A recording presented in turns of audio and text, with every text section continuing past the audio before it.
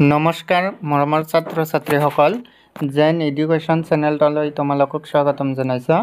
আজি আমি আলোচনা কৰিম অষ্টমমান শ্ৰেণীৰ বিজ্ঞানৰ পাঠ নং 13 শব্দ নামৰ পাঠটিৰ প্ৰশ্নৰ উত্তৰবিলাকৰ বিষয়ে আলোচনা কৰিম। গতিকে তোমালোকে ভিডিঅ'টো শেষলৈ চাই থাকক। ছাত্ৰ ছাত্ৰীসকল প্ৰথমতে চোৱা অনুশীলনীত দিয়া আছে। অনুশীলনীত আছে 1 নম্বৰত শুদ্ধ উত্তৰ বাছি উলিওৱা।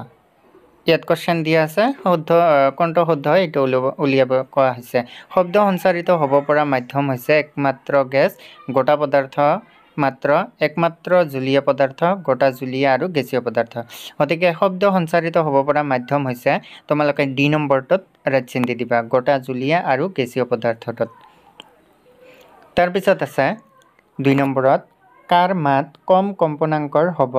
এ নম্বৰত আছে কেঁচুৱা ছোৱালী, বি নম্বৰত আছে কেঁচুৱা ল'ৰা, চি নম্বৰত পুৰুষ আৰু ডি নম্বৰত মহিলা। গতিকে তোমালোকে চি নম্বৰটো দিবা পুৰুষত তোমালোকে ৰাইট চিন দি দিবা। তাৰপিছত চোৱা 3 নম্বৰত আছে তলৰ শুদ্ধ উক্তিসমূহত সু আৰু ভুল উক্তিসমূহত অ লিখা। যদি শুদ্ধ হয় তেন্তে সু আৰু ভুল যদি হয় তেন্তে অ বুলি দিবা। তোমালোকে এ নম্বৰত আছে বায়ু শূন্য স্থানত শব্দ সঞ্চাৰিত হ'ব নোৱাৰে। যে বায়ু শূন্য স্থানত শব্দ সঞ্চাৰিত হ'ব নোৱাৰে। গতিকে তোমালোকে ইয়াত সু বুলি দিবা, লিখি দিবা। তাৰপিছত বি নম্বৰত আছে এটা কম্পনাংকৰ কম্পমান বস্তুৰ প্ৰতি ছেকেণ্ডত হোৱা দোলনৰ সংখ্যাকে ইয়াৰ পৰ্যায়কাল বোলে। এটা কম্পমান বস্তুৰ প্ৰতি ছেকেণ্ডত হোৱা দোলনৰ সংখ্যাকে ইয়াৰ পৰ্যায়কাল বোলে। এইটো কোৱেশ্চন তোমালোকে অ বুলি লিখি দিবা, মানে অশুদ্ধ হয়। তাৰপিছত আছে চি নম্বৰত কম্পনৰ বিস্তাৰ বেছি হ'লে শব্দ দুৰ্বল হয়। কম্পনৰ বিস্তাৰ বেছি হ'লে শব্দ দুৰ্বল হয়। তোমালোকে এইটো কোৱেশ্চন শুদ্ধ বুলি দিবা, সু বুলি দিবা।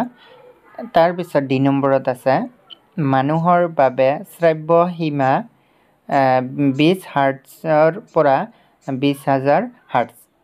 গতিকে এইটো কোৱেশ্চন হ'ব মানুহৰ বাবে শ্ৰাব্য সীমা 20 হাৰ্টছৰ পৰা 20,000 হাৰ্টছ।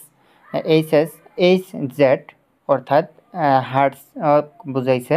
তোমালোকে এইটো শুদ্ধ বুলি দিবা, সু বুলি দিবা। তাৰপিছত আছে এই নম্বৰত কম্পনাংক কম হ'লে তীক্ষ্ণতা বেছি হয়। কম্পনাংক কম হ'লে তীক্ষ্ণতা বেছি হয়। এইটো কোৱেশ্চন অশুদ্ধ হয়। তোমালোকে অ বুলি দিবা। তাৰপিছত এফ নম্বৰত আছে অবাঞ্ছিত বা অস্বস্তিকৰ শব্দকে সংগীত বুলি কোৱা হয়। অবাঞ্ছিত বা অস্বস্তিকৰ শব্দকে সংগীত বুলি কোৱা হয়। এইটো কোৱেশ্চন অ বুলি দিবা, এইটো অশুদ্ধ হয়। তাৰপিছত জি নম্বৰত আছে শব্দ প্ৰদূষণে আংশিক শ্ৰৱণ বিসংগতি সৃষ্টি কৰিব পাৰে। তোমালোকে এইটো কোৱেশ্চন দিবা যে শব্দ প্ৰদূষণে আংশিক শ্ৰৱণ বিসংগতি সৃষ্টি কৰিব পাৰে। এইটো শুদ্ধ কোৱেশ্চন হয়। তোমালোকে সু বুলি লিখি দিবা। ছাত্ৰ ছাত্ৰীসকল এনেকৈ তোমালোকে 3 নম্বৰৰ এনচাৰখিনি কৰি ল'বা। মই কিতাপতে লিখি দিছোঁ, তোমালোকে চাই লিখিব পাৰিবা। ইয়াৰ পিছত আছে 4 নম্বৰত উপযুক্ত শব্দৰ সহায়ত খালী ঠাই পূৰ কৰা। উপযুক্ত শব্দৰ সহায়ত খালী ঠাইত পূৰ কৰিবলৈ কোৱা হৈছে। খালী ঠাইত কি বহিব লিখিবলৈ কোৱা হৈছে। এই নম্বৰত আছে এটা দোলন সম্পূৰ্ণ কৰিবলৈ প্ৰয়োজন হোৱা সময়ক বস্তুৰ ডেছ বোলে। এটা দোলন সম্পূৰ্ণ কৰিবলৈ প্ৰয়োজন হোৱা সময়ক বস্তুৰ ডেছ বোলে। তোমালোকে খালী ঠাইত বহাবা পৰ্যায়কাল বুলি লিখি দিবা। খালী ঠাইত পৰ্যায়কাল, এইটো 29 জ পৰ্যায়কাল বোলে। খালী ঠাইত লিখি দিবা। ইয়াৰ পিছত আছে বি নম্বৰত কম্পনৰ ডেছ দ্বাৰা তীব্ৰতা নিৰ্ণয় হয়। তোমালোকে দিবা খালী ঠাইত কম্পনৰ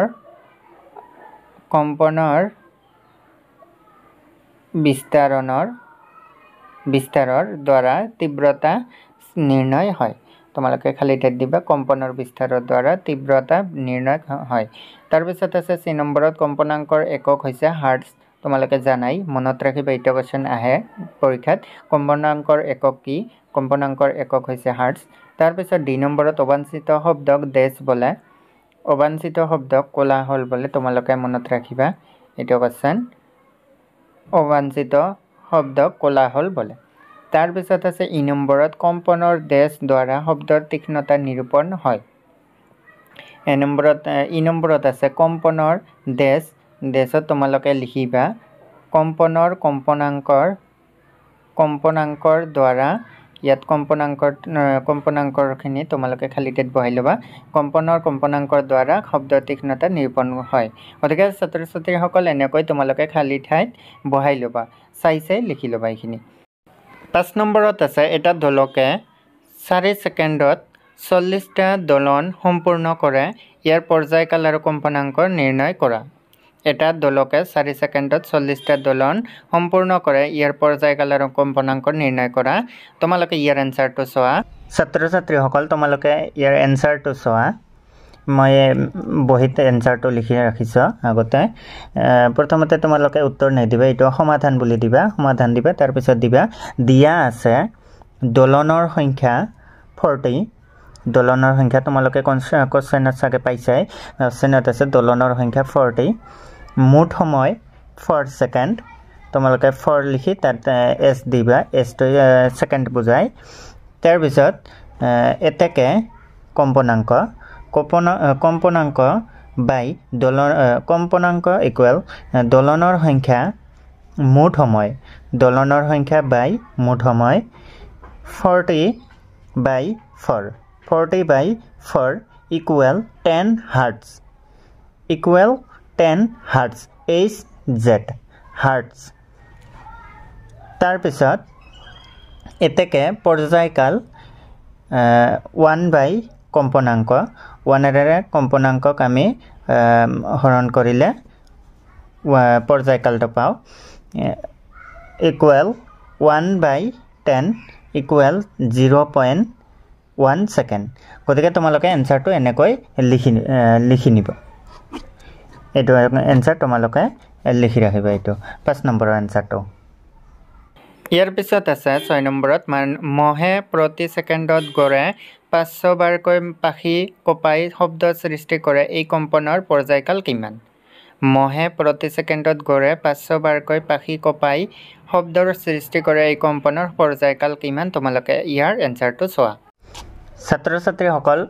এইবাৰ 6 নম্বৰৰ এনসাৰটো 6 নম্বৰত তোমালোকে লিখিবা এনসাৰ সমাধান বুলি লিখিবা তাৰ পিছত লিখিবা কম্পনৰ সংখ্যা হল 500 মুঠ সময় 1 সেকেন্ড কম্পনৰ সংখ্যা 500 মুঠ সময় 1 সেকেন্ড এতেকে পৰ্যায়কাল 1 by 500 এখৰে 500 যদি 500ক হৰণ কৰি দিয়া হয় তেন্তে ইয়াৰ এনসাৰটো ওলাব 0.002 সেকেন্ড এটো s তোমালোকে মনত ৰাখিবা এনসাৰটো হ'ব এটো এতেকে পৰ্যায়কাল 1 by 500 এখৰে যদি 500ক হৰণ কৰি দিয়া হয় তেন্তে ইয়াৰ এনসাৰটো ওলাব ইকুৱেল 0.002 সেকেন্ড গতিকে তোমালোকে ইয়াৰ এনসাৰটো এনেকৈ লিখি ৰাখিবা এইবাৰ চোৱা 7 নম্বৰত আছে তলৰ বাদ্যযন্ত্ৰসমূহৰ কম্পন হৈ শব্দ উৎপন্ন কৰা অংশসমূহ চিনাক্ত কৰা এ নম্বৰত ঢোলক বি নম্বৰত সেতাৰ চি নম্বৰত বাঁহী গতিকে তোমালোকে 7 নম্বৰৰ এনসাৰখিনি এইবাৰ চোৱা প্ৰথমতে আছে ক নম্বৰত ঢোলক তোমালোকে ইয়াৰ আনসাৰত লিখিবা ঢোলকৰ টানি ৰখা চামৰাৰ পৰা কম্পন হৈ শব্দ উৎপন্ন হয় তাৰ পিছত খ নম্বৰত আছে সেতাৰ ইয়াৰ উত্তৰত লিখিবা সেতাৰৰ টানি ৰখা তাৰৰ পৰা কম্পন হৈ শব্দ উৎপন্ন হয় তাৰ পিছত গ নম্বৰত আছে বাঁহী তোমালোকে ইয়াৰ আনসাৰত লিখিবা যে বাঁহীৰ বায়ু স্তম্ভৰ পৰা কম্পন হৈ শব্দ উৎপন্ন হয় গতিকে তোমালোকে 7 নম্বৰৰ আনসাৰখিনি এনেকৈ লিখি লবা ইয়াৰ পিছত আছে 8 নম্বৰত কোলাহল আৰু সংগীতৰ মাজৰ পাৰ্থক্য কি সংগীত কেতিয়াবা কোলাহল হ'ব পাৰে না তাৰ পিছত 9 নম্বৰত তোমাৰ চাৰিওফালে হোৱা শব্দ প্ৰদূষণৰ উৎসসমূহৰ তালিকা এখন প্ৰস্তুত কৰা 9 নম্বৰটো নালাগে মানুহৰ বাবে শব্দ প্ৰদূষণ কি উপকাৰী ব্যাখ্যা কৰা 10 নম্বৰ আৰু 8 নম্বৰৰ এনসাৰখিনি তোমালোকে এইবাৰ চোৱা 9 নম্বৰটো নালাগে 8 নম্বৰত যেটো কোশ্চেন দিছে যে কোলাহল আৰু সংগীতৰ মাজৰ পাৰ্থক্য কি সংগীত কেতিয়াবা কোলাহল হ'ব পাৰে না তোমালোকে ইয়াৰ এনসাৰত লিখিবা যে কোলাহল আৰু সংগীতৰ মাজৰ পাৰ্থক্য হল আমনিদায়ক অসামঞ্জস্য শৃংখলাহীন সুৰ বজ্জিত শব্দ কোলাহল বোলে আনহাতে শুৱলা আৰামদায়ক সমজ্ঞান শৃংখলাবদ্ধ তথা সুৰ সমৃদ্ধ শব্দক সংগীত বোলে। সংগীত কেতিয়াবা কোলাহল হ'ব পাৰে। সংগীতত ব্যৱহাৰ কৰা শব্দৰ কম্পনাংক যদি অতি বেছি হয় আৰু অতি তীক্ষ্ণ হয় তেতিয়া এই সংগীত কোলাহলত পৰিণত হয়। তোমালোকে এনেকৈ লিখি ল'বা ইয়াৰ এনচাৰটো। ইয়াৰ পিছত আছে 10 নম্বৰত মানুহৰ বাবে শব্দ প্ৰদূষণ কিয় অপকাৰী ব্যাখ্যা কৰা। তোমালোকে ইয়াৰ এনচাৰত লিখিবা যে মানুহৰ বাবে শব্দ প্ৰদূষণ বিভিন্ন ধৰণে অপকাৰী। শব্দ প্ৰদূষণ হ'লে মানুহৰ মগজুৰ কষ্ট হয়, মূৰৰ বিষ হয়, টোপনি ক্ষতি হয়, ৰক্তচাপ বৃদ্ধি হয়, উৎকণ্ঠা বাঢ়ে। বেছি তীক্ষ্ণ শব্দ একেৰাহে বেছি দিন শুনিলে শ্ৰৱণ বিসংগতি বা ক'লা হ'বও পাৰে। ক'লা অৰ্থাৎ ক'লা হ'বও পাৰে। তোমালোকে ব্ৰেকেটত লিখি দিবা। ইয়াৰ পিছত আছে 11 নম্বৰত তোমাৰ মাৰা দেউতাৰাই ঘৰ এটা কিনিবলৈ ওলাইছে। তেওঁলোকক এটা পথৰ দাঁতিৰ আৰু আন এটা পথৰ পৰা 3টা উপপথ আঁতৰত থকা ঘৰ দেখুওৱা হৈছে। তুমি তোমাৰ মা দেউতাক কোনটো ঘৰ কিনিবৰ বাবে পৰামৰ্শ আগবঢ়াব কাৰণ ব্যাখ্যা কৰা। 11 নম্বৰটোত তোমালোকৰ নালাগে। 12 নম্বৰ চোৱা ষড়যন্ত্ৰৰ চিত্ৰ আঁকা আৰু ইয়াৰ কাৰ্যসমূহ তোমাৰ নিজৰ ভাষাত বৰ্ণনা কৰা। গতিকে তোমালোকে 13 নম্বৰটো চোৱা আকাশত বিজুতি আৰু ঢেৰেকনিৰ একে সময়ত আৰু আমাৰ পৰা একে দূৰত্বত সংঘটিত হয়, কিন্তু আগে বিজুলী দেখা যায় আৰু তাৰ পিছতহে ঢেৰেকনি কাণত পৰে। ইয়াৰ কাৰণ ব্যাখ্যা কৰিব পাৰিবানে? তোমালোকে 11 নম্বৰটো নালাগে, 12 নম্বৰটো তোমালোকে নিজে কৰিবা।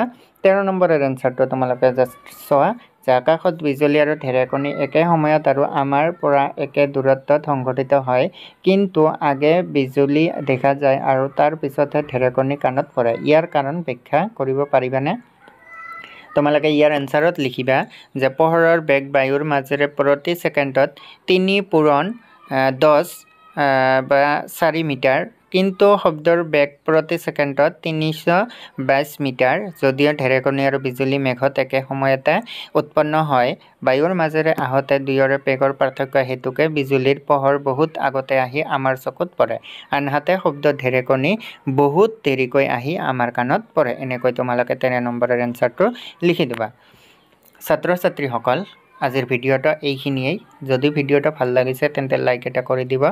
লগতে তোমালোকৰ আৰু নেক্সট ভিডিঅ'ত কোনটো বিষয়ৰ ওপৰত ভিডিঅ' বনাব লাগে তোমালোকে কমেণ্ট কৰি জনাব। লগতে ভিডিঅ'টো যদি ভাল লাগিছে তেন্তে চেনেলটো প্লিজ ছাবস্ক্ৰাইব কৰি দিবা আৰু তোমাৰ বন্ধু বান্ধৱীলৈ এই ভিডিঅ'টো চেণ্ড কৰি দিবা। ধন্যবাদ।